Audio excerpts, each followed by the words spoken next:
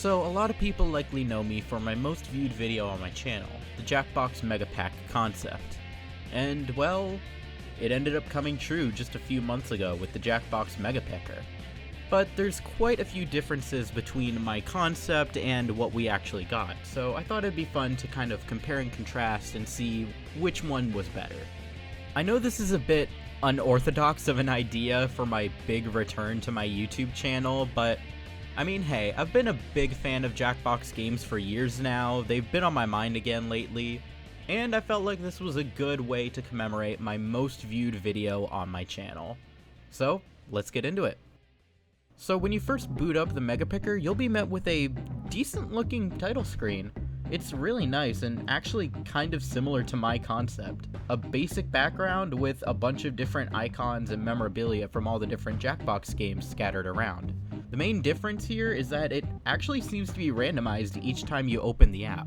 But this title screen also presents us with our first major problem.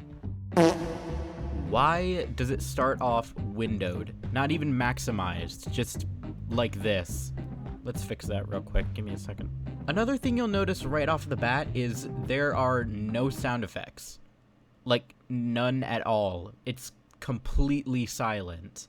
This is a bit shocking. Even the unofficial Jackbox utility has sound effects when you hover over the games. Compare this to my Megapack video. It starts off with an intro that kind of reminisces and compiles all the previous intros from all the other party packs. It then thrusts you into a colorful title screen with sound effects taken right from the packs themselves, and then bam, colorful menu. Moving on to the library tab, you can hover over each of the games to get a quick little blurb along the side telling you what the game is about, what genres it is, how many players it is, how long it'll take, and which pack it's available in. And I must say, I do really like the shiny 3D look of these icons. It's really charming. Along the top of the screen, there are also a bunch of different filters you can apply. Games that you own, which ones are your favorites, games that can be played by a single player or in teams, sort by genre, and of course an advanced filters tab over here that allows for a bunch of other options. So overall, just from a glance, the Megapicker seems like a pretty robust and reliable application, especially compared to my video. But then we take a look at the finer details and it's a little disappointing. It is now time for a brief nitpicky montage of the Jackbox Megapicker genres. Yippee! Hypnotorious and the Fibbage games aren't listed as writing genre, even though writing is a major part of both of these games. Blather Around is trivia? No. I mean, yeah, it requires you to know knowledge on pop culture, but it's not exactly trivia. Quicksort isn't a puzzle game, even though it clearly takes inspiration from falling block puzzle games. The Devils and the Details is roleplay? I mean, I guess. Role Models is strategy? How? It's a personality quiz. Not only are the genres weird and inconsistent, but so are the descriptions. Now, I do greatly appreciate that they wrote entirely new descriptions instead of reusing the ones from the packs themselves, which is really great. But you get cases like TKO 1 and 2, which have big paragraphs detailing the gameplay and new features and backstory and all that good stuff, giving you a good idea of what the game is all about. And then stuff like You Don't Know Jack Full Stream, which is just 2 sentences saying, hey, You Don't Know Jack is back, Cookie Masterson's back, and that's it. Not really anything about the improved formula, nothing about the new question types, not even any mention of binge pipe, which is like the core identity of Full Stream in a way. These are all things that I feel like my Megapack video does a lot better. Let's take Champed Up, for example. In the Megapicker, we can see that it's a drawing and writing game, that it supports 3 to 8 players, and that it's 20 minutes long. In my video, we can see a shorter description, but it also has the video from Pack 7 showing you what the game is like. It details how it takes 20 minutes and supports not just 3 to 8 players, but also an audience of 10,000 people without having to go to the filters to see that. The genres listed are head-to-head and drawing, making people think, oh, so this is closer to Quiplash or TKO than it is to something like Drawful. It mentions that family-friendly content is optional, once again without having to go to the filters menu, and there's a special feature bullet point here that says champions continue the fight.